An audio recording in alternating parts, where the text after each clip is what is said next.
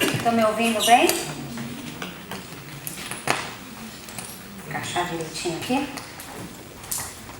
Bom, hoje nós vamos refletir juntos sobre a unidade 9, que é o retorno da vida corporal à vida espiritual. É o capítulo 3 do Livro dos Espíritos. Como eu disse, me preparei, mas o máximo que eu puder, o melhor que eu puder, com certeza a gente vai estar fazendo. Eu sei que eu não estou sozinha. E isso é muito bom. Morte. Desencarno. Quem é que nunca se perguntou para onde que nós vamos quando nos desencarnarmos, quando morrermos, né? O que nós vamos encontrar do lado de lá? Alguém que não se perguntou isso? Eu acho que a maioria de nós, ou todos nós, nos perguntamos, né? E muitos tentaram explicar. E desde Allan Kardec, a doutrina espírita vem trazendo informações detalhadas que nos ajudam para essa passagem, para esse momento que será inevitável para todos nós. Todos desencarnaremos um dia. Deixaremos essa reencarnação para voltar para o plano espiritual. A passagem já está comprada, mas a gente não sabe quando que a gente vai utilizar essa passagem. Muito bem. Opa, voltei. A nossa parte no mundo espiritual, ele ainda permanece, a gente acaba tendo um contato, né? Continua sempre existindo. Então, corporalmente nós estamos atualmente e acabamos fazendo parte do mundo dos espíritos. Nós estamos aqui por um breve momento, é uma passagem, né? Estamos um pouquinho, um pedacinho, um mínimo da nossa eternidade, da nossa vida eterna. E eu tenho uma frase muito interessante aqui que diz: cada espírito segue para o processo individual através da reencarnação e evolução social. A vida nossa, a vida corpórea, ela é realmente passageira, ela é transitória, mas a do espírito, ela é eterna. Nós somos espíritos eternos aqui na Terra. E aonde estivermos, né? Foi falado aqui nas últimas duas aulas sobre o perispírito, não foi? Todo mundo se lembra? Pois bem. Quando nós estamos encarnados, nós somos, fomos formados por espírito, o corpo físico e o corpo energético, né, que é o perispírito, tá? Então, olha, aqui eu circulei tudo, nós temos esses três, e quando nós estamos desencarnados, nós ficamos somente com o espírito e o perispírito. Nos estudos, inclusive dessa lição, eles falam, os espíritos dizem que quando nós desencarnarmos, né, quando nós deixarmos o corpo, nós podemos ser chamados de espíritos. E quando a gente estiver encarnado, de alma. Mas como a Rose mesmo falou, é o entendimento que a gente tem, não importa, né? É a mesma coisa no fundo. Só que se puder falar dessa forma, quando a gente desencarnar ser espírito e enquanto a gente está encarnado ser chamado de alma e desencarnado espírito, todo mundo vai entender de uma maneira melhor, tá bom? Muito bem. Eu vou falando, depois eu não acho que eu vou passar. Desencarnação. A morte do corpo físico causa a partida do espírito. O perispírito se desliga molécula a molécula. O ato do espírito deixar o corpo é a desencarnação. Quando nós desencarnamos, vocês acham que a gente perde a nossa individualidade? Alguém acha? Não. Exatamente. Nós não perdemos. Somos exatamente e seremos, quando desencarnarmos, exatamente como somos agora, né? Nós temos um fluido próprio, que é o perispírito, aqui, né? Que é o mesmo formato do nosso corpo agora. Se o José desencarnar agora pela dengue José, que já não vai, porque já sarou, vai ser exatamente como está agora, tá bom? Então só afeta o nosso estado, porque nós, quando estamos encarnados, também somos espíritos, porém encarnados. desencarnados, né? Então muda o nosso estado. E a prova dessas individualidades a gente vê através das comunicações. Vocês já viram comunicações de espíritos, né? Mensagens. No livro Céu e Inferno, alguém tem aqui esse livro Céu e Inferno? Quem tem? Que bom, muito bem. Nele tem mensagem de espíritos infelizes, de criminosos, de suicidas, de espíritos felizes também, medianos, e eles trazem para a gente lições muito importantes dessa passagem, tá? E comprovam, né, que eles não são iguais, as mensagens, as comunicações são diferentes, os tipos de espíritos são diferentes. Então tem bons, ruins, tem sofredores, tem desgraçados, tem alegres, né, felizes. E isso é uma característica deles. São características que diferenciam, além, logicamente, também da evidências particulares. Esse livro, eu trouxe meus livros aqui, para quem quiser levar depois, eu vou emprestar. Esse livro do Chico, são diversos espíritos e avaliação de Elias Barbosa, Ninguém Morre. Então tem várias mensagens de espíritos, inclusive tem a fotinha deles, que eles falam o que aconteceu, trazem mensagem de conforto e tem muita identificação daquele espírito, né? São nomes, a forma de escrever, tem vários tipos de identificações. Isso também prova que a individualidade de cada espírito permanece com ele. E antigamente a individualidade ela era ensinada como artigo de fé, mas o Espiritismo torna manifesta através até mesmo das comunicações, certo?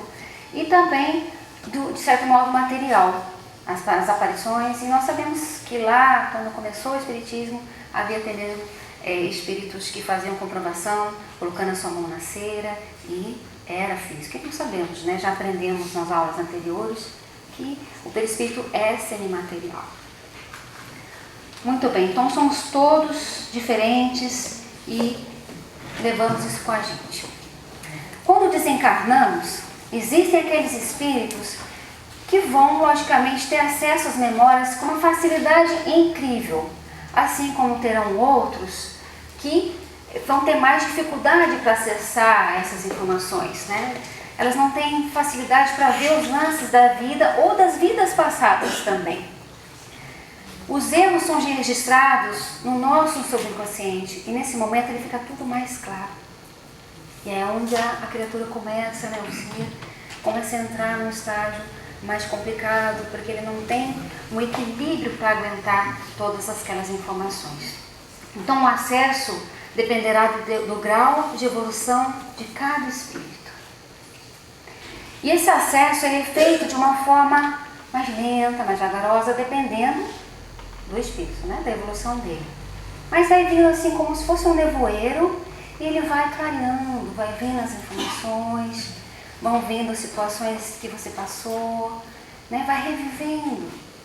E aí você pode sim, em certos momentos, lembrar ou não de determinadas coisas. Nesse livro que eu adquiri com o nosso amigo Carlos, o Icaro Redivivo, conta sobre o desencarne do Santos Dumont, que ele se suicidou. E para ele poder se lembrar de tudo, foi passando, desde a época quando ele era criança, as memórias. Eu não terminei de ler ainda, mas vai chegar na parte em que com certeza ele vai falar, vai ver que ele acabou cometendo aí um crime contra a própria vida, tá? Também está disponível para vocês levarem, embora não tenha terminado, que é bem grandinho, né? Muito bem, ele vai sempre procurar aquilo que ele vai aproveitar para a sua condução na vida espiritual. E agora eu pergunto para vocês, o que nós levamos quando nós desencarnamos? Eu falei para você que eu andava, né? Tudo normal. Bem. O que nós levamos? Quero ouvir. Hã? Lembranças, experiências, sentimentos, isso mesmo. É o que dá para levar conosco. Então, nós temos que entender o que a gente pode levar e o que a gente não pode. Material não dá para levar nada, né? Não dá o corpício, não dá para levar, né, no caixão do Alexandre o Grande, não deixava as mãos para fora, porque ele entendeu que não dava para levar nada daqui. É exatamente isso. Mas nós vamos levar as riquezas que nós conquistamos com as virtudes, né, que nós conseguimos adquirir. E lógico, se a gente tem as nossas mazelas ainda, os nossos vícios, ainda vamos levar. Mas o que a gente quer levar para lá? Coisas boas, lembranças boas, sentimentos bons, experiências boas, não é verdade? Então tem um livro chamado Sua Mala Está Pronta, do Ademir Serrano. O meu está emprestado. Eu empresto mesmo. Mas é ótimo, porque ele fala que a mala é o espírito. A gente tem que deixar essa mala sempre pronta. Então o que nós queremos levar nessa mala? Coisas boas, não é? Aí eu convido vocês a ler o Evangelho segundo o Espiritismo, Homem de Bem, no capítulo Sedes Perfeitos. Porque ali vai nos dar muita força, vai nos ensinar muitas lições de como que poderia a gente estar chegando no mundo, sabe, lá do outro lado de uma forma melhor. Carregando na nossa malinha coisas boas. E quanto mais coisas boas colocamos, mais leve ela fica. Ela não vai ficar pesada. Já estou lá na frente. Separação da alma do corpo. A separação da alma no desencarne vai variar, mas o normal é que ela seja feita gradativamente, lentamente. O normal, não que seja para todos, tá, gente? Vai variar de indivíduo para indivíduo e conforme a circunstância da sua morte. Com o desgaste que há do energético devido à morte, né, por ocasião da morte, os laços fluídicos vão se soltando aos poucos. Isso na morte natural. Nós vamos ver mais na frente um pouquinho diferente nos outros tipos de desencarnes. Se a vida for mais material, mais sensual, a gente vai ter mais dificuldade para esse desligamento. Quanto mais nós estivermos apegados à matéria, mais apegados às pessoas, aos sentimentos, o mundo vai ser mais difícil. Olha que frase interessante.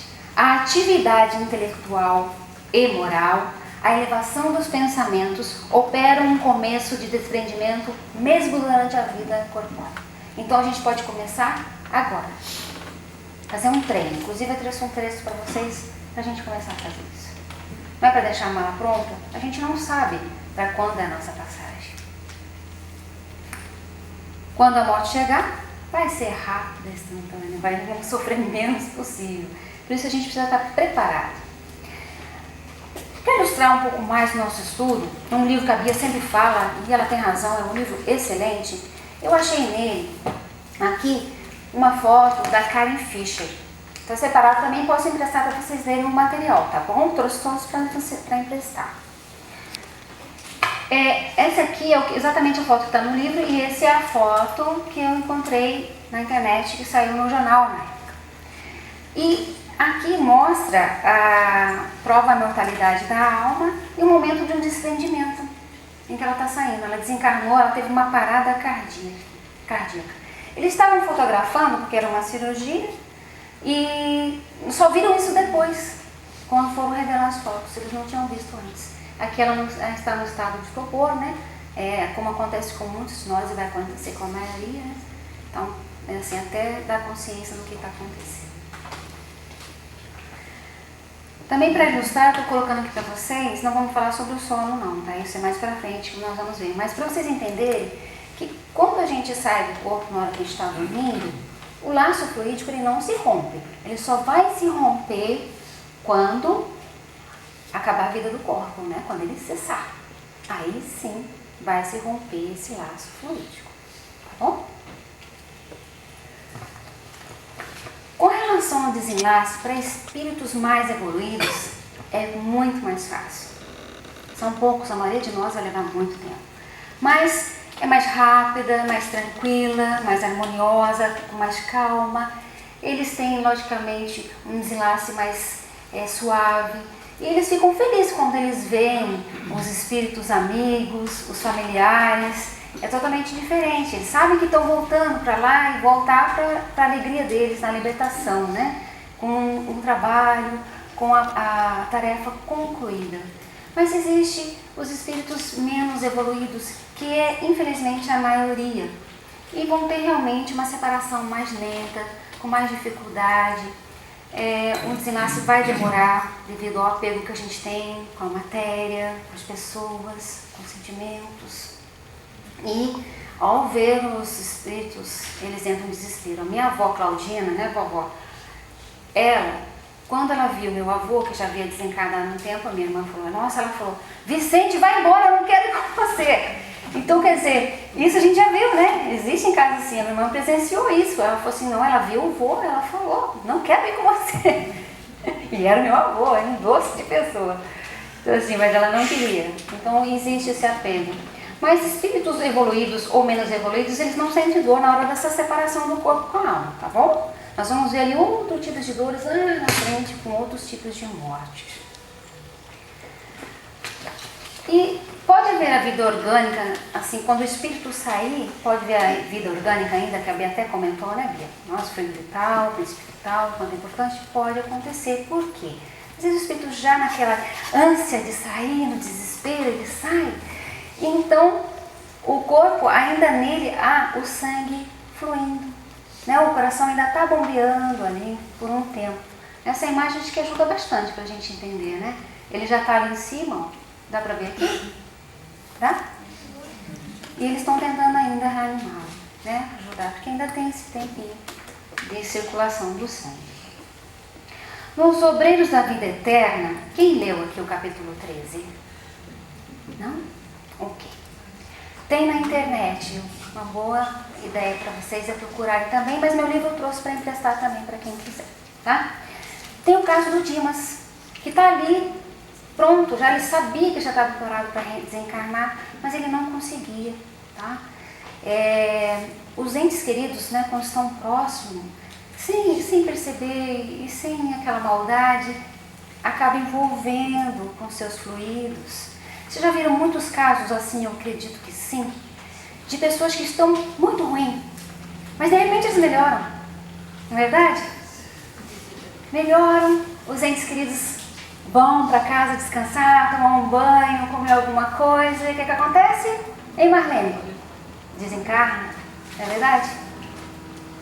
Vários casos assim. Ou pode acontecer também da espiritualidade envolver esses parentes em alguma outra situação mais urgente para que ele possa deixar aquele ambiente. E com Dimas foi assim. A esposa foi levada, né, para um local, ele tinha melhorado, depois ele foi desencarnado. Eu coloquei isso aqui porque eu acho que é interessante, mas eu gostaria que vocês lessem o material todo para vocês entenderem melhor. Existem 3 regiões fundamentais que eles precisam desligar quando há o desencarne. E são essas regiões, esses centros de forças, tá? O esplênico, que toma conta da parte fisiológica, o cardíaco, que é a da emoção e dos sentimentos, e o mais importante, que é o que controla tudo, olha, o mental. E lá nesse texto está explicando isso, é muito importante ler. Então o Dima, ele era espiritualmente bem preparado. Ele sabia, chegou a minha hora. Eu sei que chegou. Então, estando em sintonia, ele conseguiu receber a inspiração dos bons espíritos para entrar em oração. E isso facilitou bastante no seu desenlace. O cordão fluídico dele foi desligado logo após o enterro dos seus despojos. Então, o momento da morte, para alguns, né, os que querem se desprender rapidamente, vai ter aqueles que querem sair muito rápido, como vai ter aqueles que não vão querer sair, querem ficar lá. E vou contar um caso depois, para vocês, nesse mesmo livro tem. Tá? Ele tem muito apego à vida. Então, uns acompanham o próprio funeral, tem N situações, tá? Vai depender de cada espírito, de cada situação em que ele se encontra.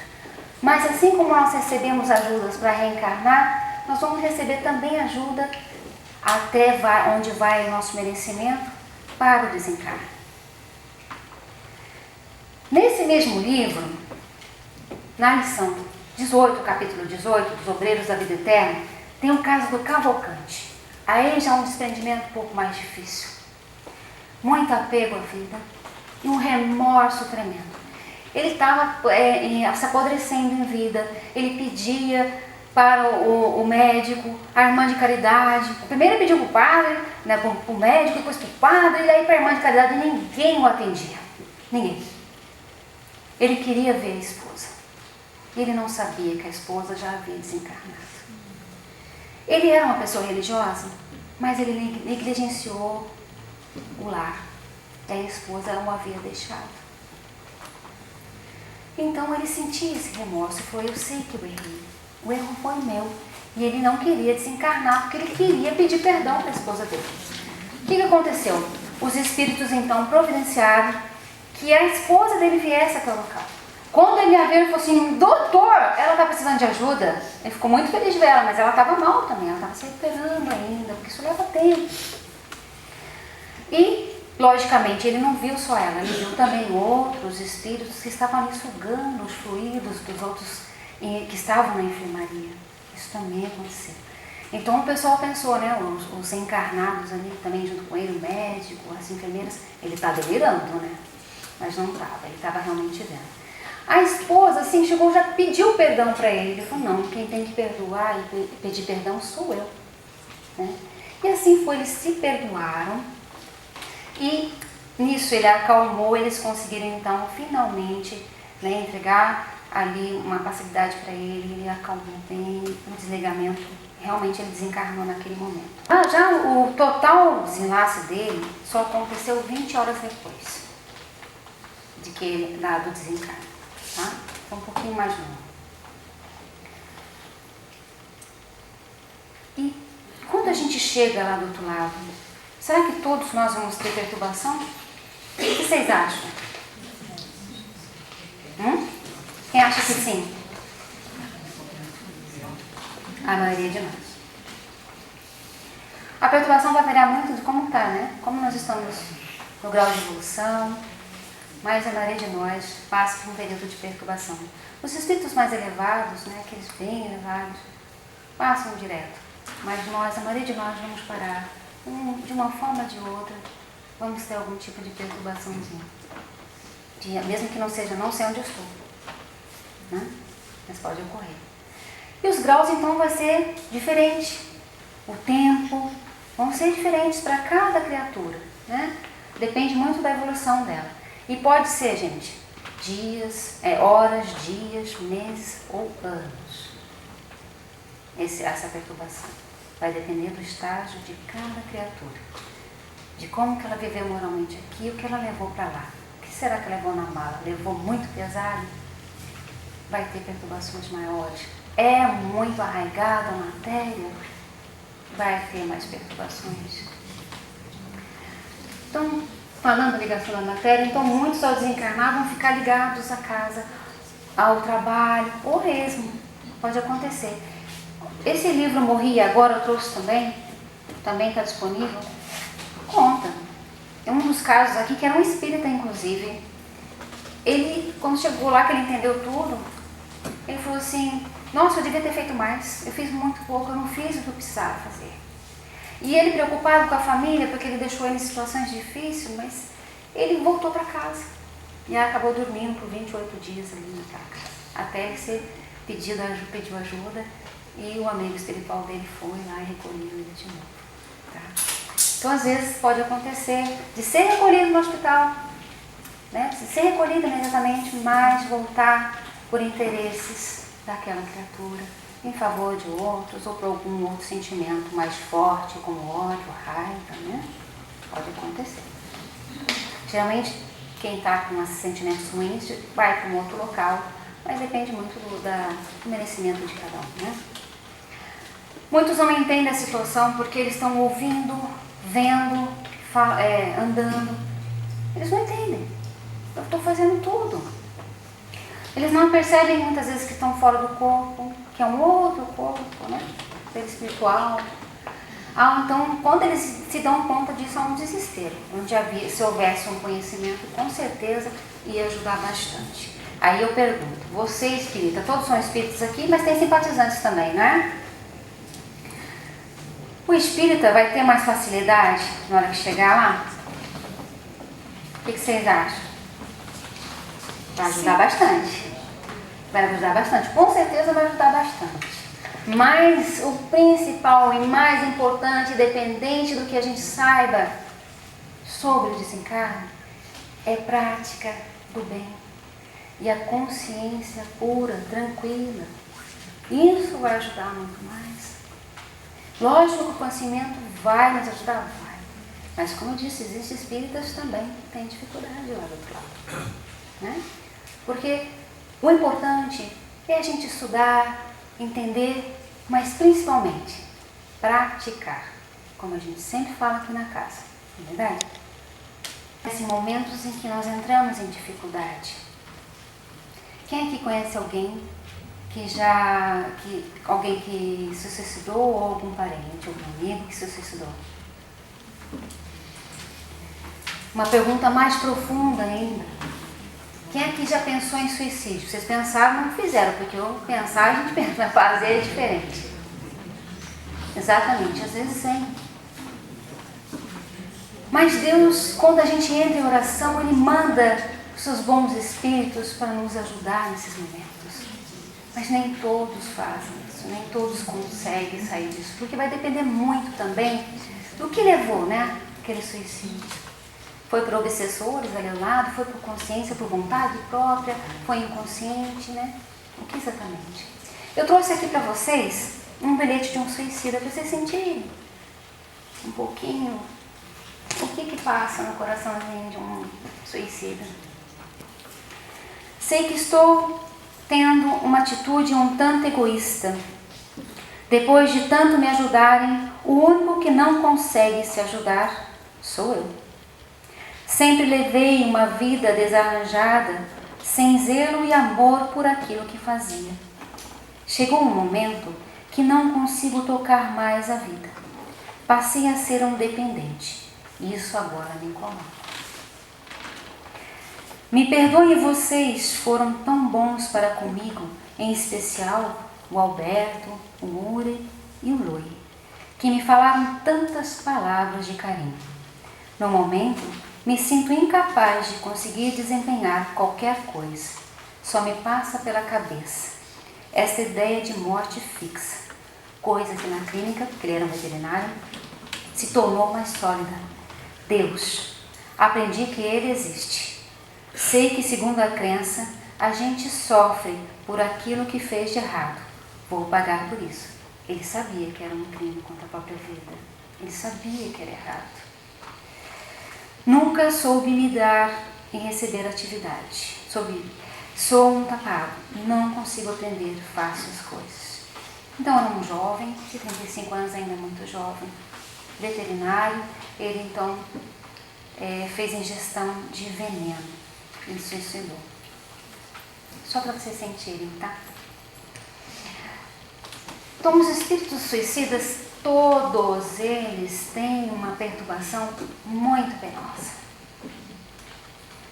Quando eles chegam do lado de lá, tudo fica mais claro. Os efeitos não são idênticos para os suicidas, porque, como eu falei, tem que ser avaliado, e cada um vai ser avaliado de acordo com o que levou ele a suicidar, o que aconteceu. De repente era uma pessoa super boa, mas passou por um momento muito difícil da vida dele, que ele cometeu essa infração contra a lei de concentração. Então, tudo vai depender do que levou aqui. Mas uma coisa é certa, para todos eles, a persistência tenaz do laço fluídico, aquele que eu mostrei lá do sono, o principal, ele está na plenitude da sua força, ele está muito forte.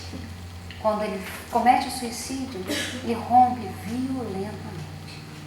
Então, um estado de perturbação, e lá na frente vamos falar um pouquinho sobre a dor que ele sente. Esse prolongamento da perturbação espiritual faz com que ele se sinta muito vivo, né? A ilusão de estar muito vivo. Como já foi falado aqui, eles repetem o ato, né? Eles têm a lembrança do ato, do suicídio, e ficam repetindo, ou ficam lembrando, ou tentam se suicidar, projetam tudo e se suicidam novamente, vai tentando novamente, porque o que ele quer fazer? Liquidar o sofrimento. Mas é maior ainda, a cada vez. A afinidade entre o espírito e o corpo há ainda em muitos, não é geral, né? Vai depender, como eu falei, do tipo, do que levou. mas alguns sentem até mesmo a impressão, os efeitos da decomposição do corpo. Tá? E esse estado pode durar, não necessariamente é uma regra, o tempo de vida que ele teria aqui na Terra. O efeito não é geral, vamos relembrar isso. A ligação matéria, perdão, vai sair isso, né? Que tira. Eles querem se desembaraçar rapidamente de tudo aquilo, daquela situação, mas é muito mais difícil, tá? Eles querem ir para um mundo melhor, eles querem sair daquele sofrimento, mas o que acontece? Não consegue, está fechado para eles. Eles percebem então a inutilidade daquele ato, ou daqueles que eles repetiram. E aí vem o que, gente? Decepção. Aí até chegar no arrependimento, tem sofrimento que não acaba. E com o arrependimento, né, vem o remorso, o arrependimento, aí sim eles vão começar a ter ajuda.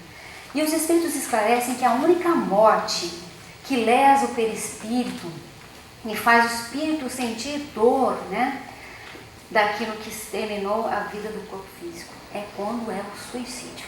Esse é de lascar. Sente mesmo, tá, gente? Está muito ligado no perispírito, corpo. Mas isso é o início de um processo de reeducação já do espírito, para ele valorizar a vida que Deus lhe deu. Então já ajuda bastante para ele entender, ele precisa experimentar isso. É isso que vai fortalecer nas próximas reencarnações. Mas existem casos que as pessoas reencarnam, suicidam de novo, né, Bia?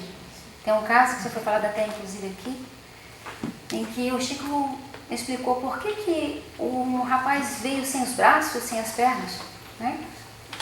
Foi a única forma de fazer com que ele não se suicidasse de novo. Porque às vezes que ele veio, várias, ele se suicidava. Então, sem os braços, sem as pernas, deitado na cama o tempo todo, não dava, né? Era o único jeito. E foi o que ajudou. Então, às vezes, essas deformidades, as coisas que vêm para ajudar. E foi o que o Chico nos explicou. O livro Após a Tempestade eu não tenho, mas isso eu pesquisei, da Joana de Andes, especificado pelo Divaldo. Nele, ela dá algumas consequências físicas para as pessoas que cometem suicídio. Não é uma regra, mas pode acontecer.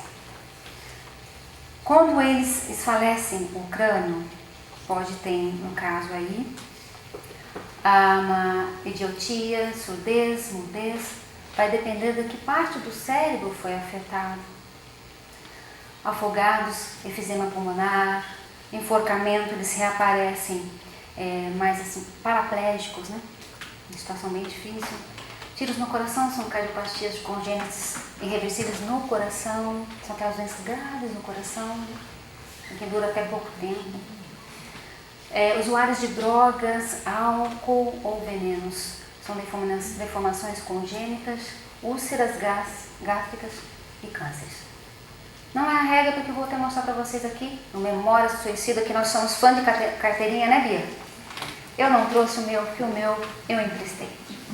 E aí eu falei para ele, passa para frente, esse livro não pode parar, ele tem que circular. Leia e passe para alguém. É um livro muito bom. Recomendo. Você não tem aí, né, Bia? Infelizmente.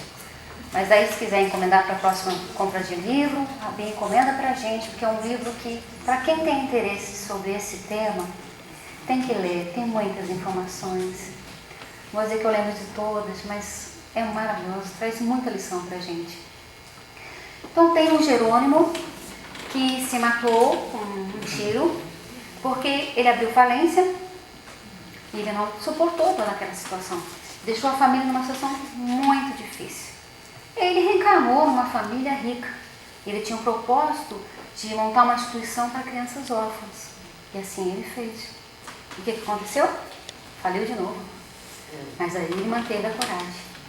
Fortalecido por quê? Porque tinha quem dependesse dele. Quem era? As crianças. O Camilo, né, Bia? Infelizmente, ele reencarnou de novo. Ele ficou 50 anos trabalhando ali no Vale dos Suicidas. Mas depois ele reencarnou e aos 40 anos ele teve a cegueira. Ele deveria viver até os 60 anos, mas ele não suportou. Então, ele deu um tiro novamente. Foi de forma diferente. Lembra do merecimento? Trabalhou 50 anos ali, tinha entendimento, ele não conseguiu suportar. Foi demais para ele a seguir. Foi difícil. E onde ficam os suicidas? Também no Memória dos Suicidas, traz pra gente que é no Vale dos Suicidas. Mas existem alguns casos em que vão para regiões umbralinas ou os obsessores levam para sessões perigosas, usam como escravos. Tá? Tem situações diferentes. Mas o Vale dos Suicidas é como vai a maioria. É uma região longe das melhores? Com certeza. Mas já é um lugar de socorro, já é uma bênção recebida, porque ali ela é monitorada por espíritos que têm uma missão de resgatar essas criaturas quando elas já estão preparadas e levar então para as câmaras de retificação. Quem leu O Nosso Lar vai saber bem do que eu estou falando da câmara de retificação. Quem não leu, leia, tá? Ou assista o filme. Ali foi para onde o André passou também. Né? Importante isso aí, ele trabalhou nessa área da retificação, então ele explica tudo isso. Eu passei tudo aqui, não? Sim, passei. Quando ocorre o resgate, todo suicídio ele traz trauma, tanto mental como espiritual. Isso não tem como fugir. O perispírito ele fica impregnado com fluidos vital, como a Bia falou muito bem. Quando a gente nasce, né, a gente absorve bastante fluidos. E quando a gente desencarna, naquela natural vai se desligando devagar. Mas aqui não. Né? Esse fluido ainda está muito ali, na manutenção do corpo que ele duraria. Então ele é socorrido quando esse fluido vital começa a se extinguir. Ele passou por aquele processo de arrependimento, de remorso de tudo que fez, né? Aí sim ele consegue ver os espíritos. O André Luiz, ele achava que ele não estava sendo ali, porque ele foi considerado, tá? André Luiz foi considerado um suicida inconsciente, tá bom, gente? Para quem não sabe, ok? Ele era um médico, sabia dos cuidados que deveria ter com o corpo e não teve uma vida desregrada. Então isso acabou sendo, ele foi considerado um suicida. Como existe muito de nós que provavelmente, se a gente não se cuidar, não cuidar dessa ferramenta que Deus nos deu, a gente vai acabar sendo considerado também um suicida inconsciente. Bom, quando consegue sentir essa presença, que foi o que aconteceu com o André também, que demorou um tempo, mas ele estava sempre sendo visitado, só que ele só percebeu quando ele entrou em oração profunda, aquela sincera arrependimento de tudo que ele fez, que ele conseguiu ajuda. Nos suicidas eles vão ser levados para as regiões, os ambientes hospitalares, e um deles, que eu saiba que é bem popular e é muito conhecido, é de Maria de Nazaré, porque ela realmente recolhe os suicidas. Maria de Nazaré é a mãe de Jesus, tá? Então ela abraça com um amor muito grande essas criaturas. Ela não é José? Você também gosta de suicídio, hein, José? Nós fomos suicidas? Será? Muito bem. O suicídio é um ato de covardia, de falta de fé, de coragem. Mas a misericórdia de Deus ela é tão grande, tão imensa. Ele não deixa uma criatura sequer sem a possibilidade de se melhorar. Nós estamos fadados a ser espíritos felizes, certo? Então todos nós teremos oportunidade. Teve livre-arbítrio, usou de forma incorreta, por isso ele vai ser largado? Não. Tudo a seu tempo, vai ter possibilidade de reencarnar. Óbvio que vai expiar por aquela falta? Com certeza, porque para evoluir, ele vai precisar expiar essas provas. Tem uma mensagem que eu fiz questão de colocar aqui lá na frente, ó, amigos. Opa, perdão. Você tira esses erros aí, por favor. Tira. Joana de Ângeles. Ela diz, principalmente nesses momentos de dificuldade, não só para a gente pensar em suicídio, mas no nosso dia a dia. Espera pelo amanhã, quando o teu dia se te apresente sombrio e apavorante.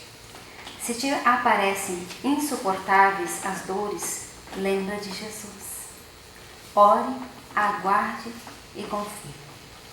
Vale para qualquer situação da nossa vida, em qualquer momento. E no mundo dos espíritos, o nosso desencarne vai depender da nossa vida aqui agora. Se nós escolhermos o caminho do bem, sem praticar o mal, não adianta só não fazer o mal, tá, gente? E nem fazer o bem.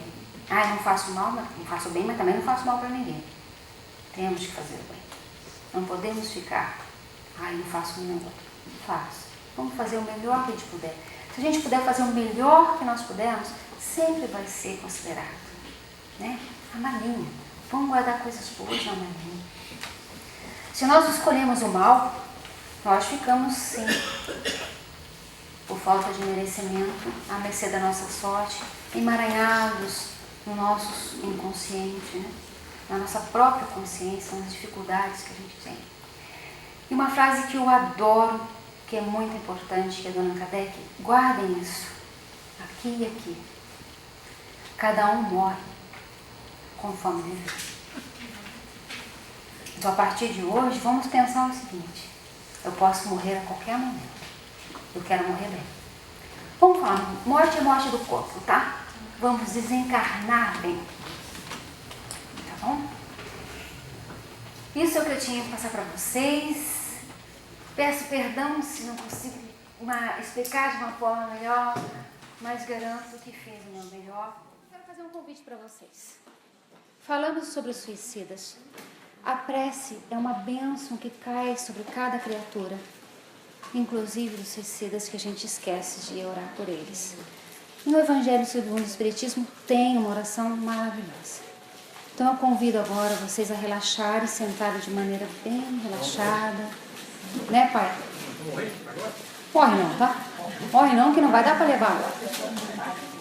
Pode apagar a luz, por favor. Fechem os seus olhos.